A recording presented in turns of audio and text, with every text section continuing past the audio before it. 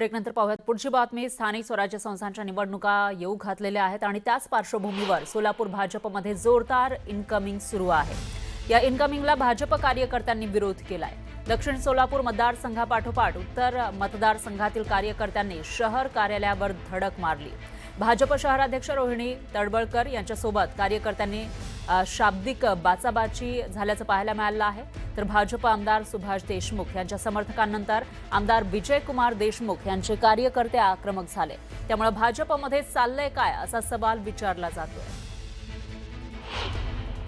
प्रभाग 5 म्हणजे प्रवेश दिला गेला ते चुकीच्या पद्धतीने दिला आणि चुकीच्या वेळी दिला। जे विरोधक आपले मोदी साहेबांना शिवाय दिले, फडणवीस साहेबांना शिवाय दिले, माननीय आमदार विजय देशमुखला शिवाय दिले आणि भाजपचे उमेदवार पाडण्यासाठी प्रयत्न केले त्यांनाच प्रवेश दिला। ज्यांना प्रवेश दिला ते गुंड प्रवृत्तीचे लोक असून एक ज्याला प्रवेश दिला तो तडीपार आहे। विधानसभेला 4 महिन्यानंतर तुतारी म्हणून आमच्या समोर नाचत होते।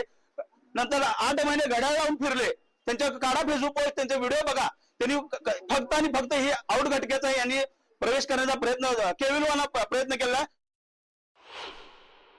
हा शहर पातळीवरचा किंवा आम्ही सगळ्या पदाधिकाऱ्यांनी मिळून घेतलेला निर्णय नसून प्रदेश अध्यक्षांच्या परवानगीने हा आणि त्यांच्याच उपस्थितीमध्ये प्रवेश झालेला आहे। त्यामुळं हा जो निर्णय आहे तो आता त्यांनी जे मला पत्र दिलेलं आहे त्यांच्या भावना त्या त्यांनी मला कळवलेल्या आहेत ते आम्ही पत्र प्रदेशाध्यक्षांना पाठवू। त्याच्यावरती प्रदेशाध्यक्ष जे निर्णय देतील ते त्या कार्यकर्त्यांना पण त्या पदाधिकाऱ्यांना पण आणि तुम्हाला सगळ्यांना पण कळवणार।